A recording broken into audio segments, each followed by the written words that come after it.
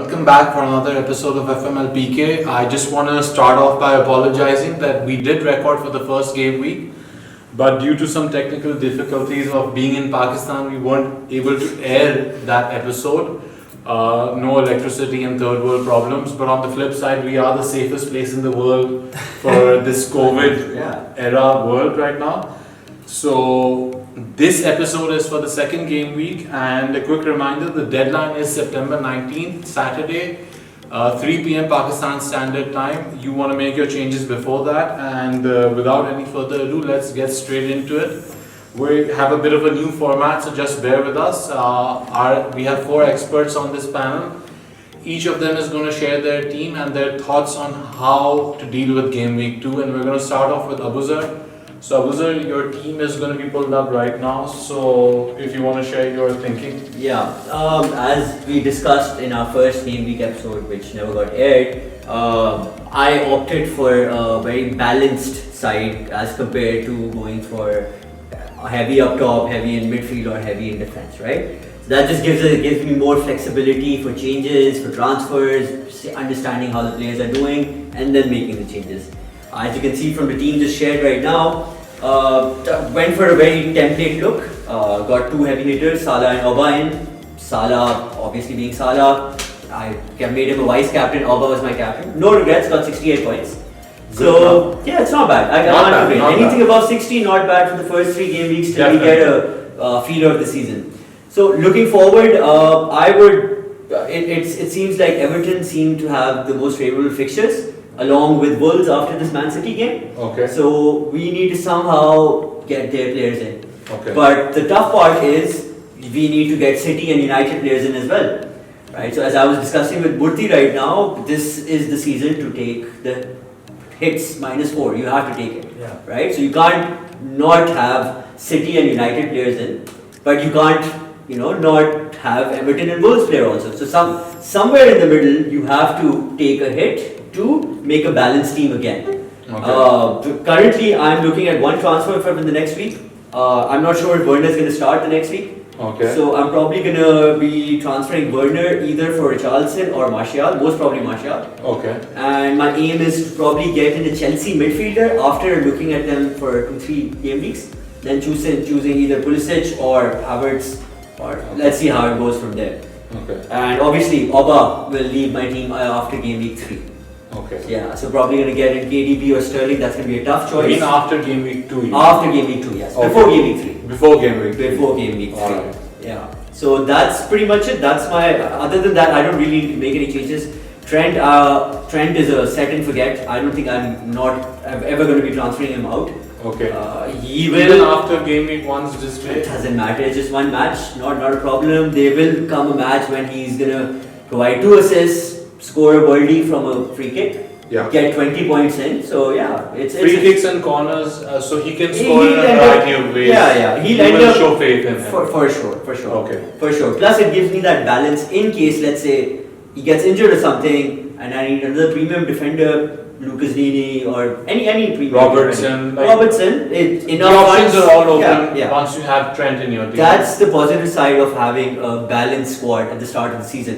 Okay. You're not limited to any specific formation, you can keep on changing it. And your D is good because of Shaw already waiting. Yeah, Shaw was on my bench in game week 1. Yeah. So that helps me considering I'm feeling United are going to be much stronger defensively this season. Alright. So yeah. Alright. So next up we're going to pull up Salman's team that we're just going to show on the screen here, and we're going to get his thoughts on what his plan is for game week 2. Salman, you're up. Yeah, so I had a relatively decent week. The best thing that has happened, which has not happened in the recent 4 or 5 seasons, is that I had a full 15-player team, which was one of my top priorities, to have a full bench and all 11 playing. So that problem has been sorted, hopefully, unless there are injuries or players being dropped. So everyone played. So that's the first hurdle passed. I have Oba, Salah. if I remember correctly, I called on Sais last week, but I didn't keep him. He had a wonderful match. I think yesterday. In terms of my selection, my transfer for the week, I am still very skeptical about making multiple changes. So my change for the week, unlike what Abuzar said, would be to drop Trent and in place of him get Seamus Coleman. Everton have a very easy next 3 matches, very possibly 3 clean sheets coming up. I think Ancelotti has settled in, and we will see a strong Everton side this season. And so I'm hoping for 3 clean sheets. Trent, on the other hand, has difficult matches coming up. I don't see them as clean sheets. Chelsea should score, and so should Arsenal. They've got a lot of firepower. So I don't see clean sheets from Trent. I don't see his value going up. So it's easy to switch between the two in the next couple of weeks. You drop Trent now, get in an Everton player, 3 weeks, Liverpool tough matches finish, get Trent back in because he's not going to gain value. And then, I agree with Abuzar 100% that Trent has to be in your team. He's going to give you attacking returns for sure. It's just the next 2-3 matches, the chances of Seamus Coleman is the captain of the team. And he has the potential of attacking returns. He used to take the free kicks and all. So my decision, my transfer for the week is Trent to Seamus Coleman, 2.5 in the bank, and then I can see what I'll do next. The other advantage I have is that I have Wan-Bissaka, who I got in the first game week, considering that United have easy matches coming up. So that's the change I'm going with. Werner is a injury concern, so we'll just have to see how that goes. That's a very interesting take on this whole Trent situation, and making sense. Both viewpoints making sense. So that's good. So let's move on. We're going to pull up Murtaza's team next and see what his plans are for game week 2 and beyond. So I got lucky and I got the Salah cap.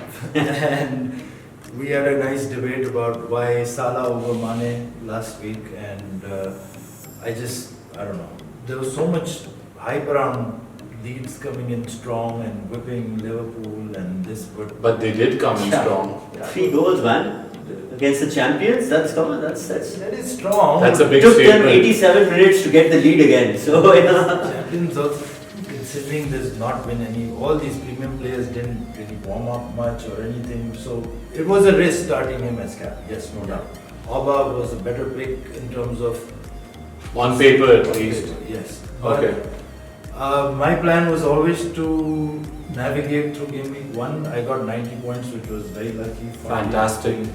And I gambled on Digne because of the Everton thing, so I switched out Doherty last Great minute. pick. Great pick, in my opinion, yes. And again, I'm leaning towards Martial coming in. I like Bruno, but I don't know. I wanted to dump Salah for Bruno, confirmed. Yeah. But since he's put in a hat-trick, I don't know. Not yet. Yeah. So any transfers for game week 2? I'm debating between Werner and Ings going out for Martial. Yeah. What about Richarlison, man? They have some easy fixtures. But I've got DCL. Oh, you already, yeah. So okay, that makes sense. Double up doesn't make sense, yeah. And I want Man U. They've got great fixtures. Yeah.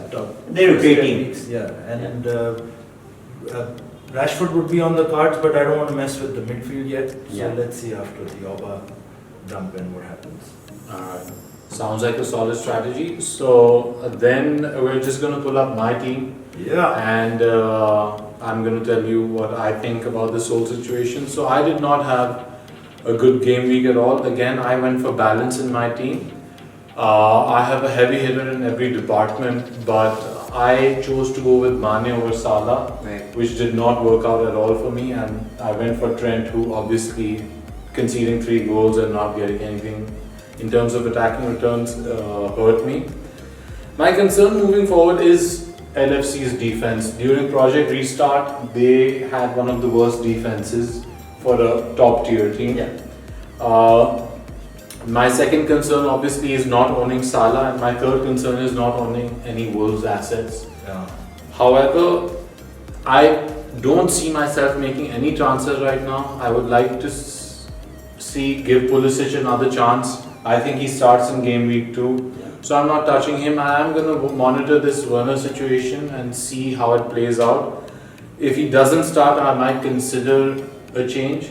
But there's midweek games coming up like Newcastle, West Ham, Crystal Palace, Villa, West Brom, Fulham, Southampton, Leeds, Everton, Sheffield United, Wolves, Brighton all play the EFL Cup, and Spurs play Europa before game week 2. So I don't want to have to make a change, have an injury to deal with later, and then take a hit right now. So I keep my team as it is, and moving forward for game week 3, what my plan is to get one Wolves and one either City or United asset, and possibly even getting a third transfer and taking a hit.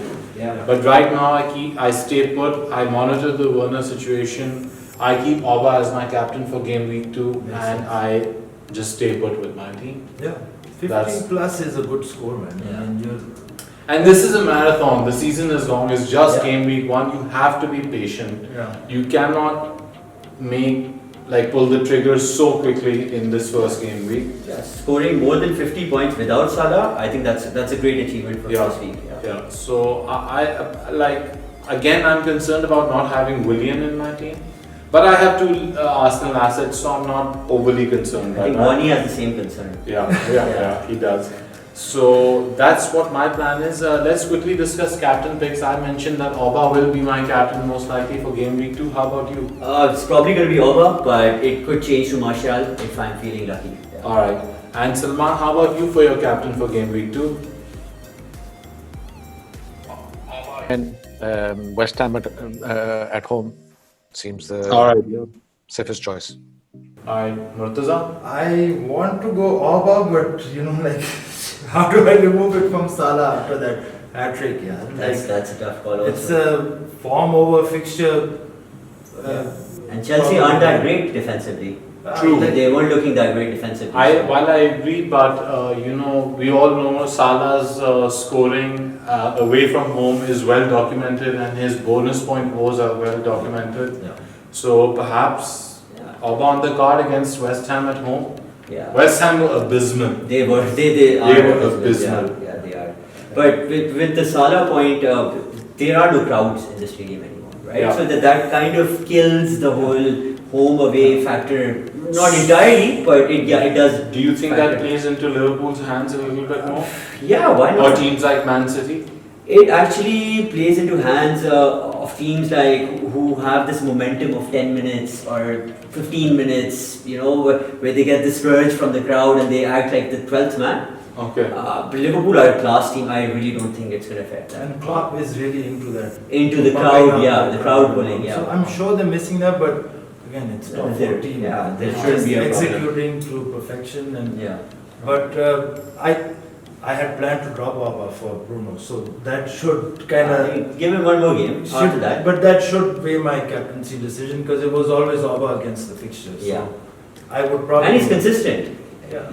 He ends up scoring every game. So. Salman, I've heard some people are panicking and hitting the wildcard button. What are your thoughts? No way. That's just not at all. Never. The second game week, the wild card doesn't make sense at all. You've got another 37 weeks to go. Pulling the trigger, as Omar said very rightly, it doesn't make sense at all. You have another 4 weeks to make 8 changes and completely transform your team into the way you want to. Wildcard doesn't make sense at all. On the Salah part, by the way, they're playing Chelsea, so although Salah has a good chance of scoring, I just feel West Ham are in complete disarray. And Oba is playing at home. He's just apparently he's just signed the contract, a 3-year extension. So that should be a great motivator for him, for the team, and all of that.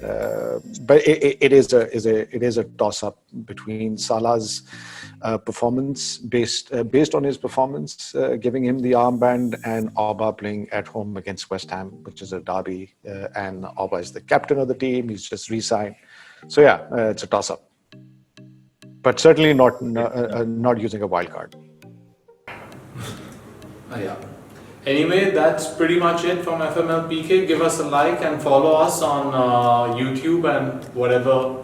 Join our league. Yeah. And the the promo code up there. Promo code is going to be up there somewhere. And good luck for game week 2. And I want to finish off this episode by saying it's just game week 1. Please don't make any rash decisions. It's a marathon, not a race. And a quick reminder, the deadline is again 90 minutes before kickoff, which is Saturday, 19th September at 3 p.m. Pakistan Standard Time. Good luck with your teams.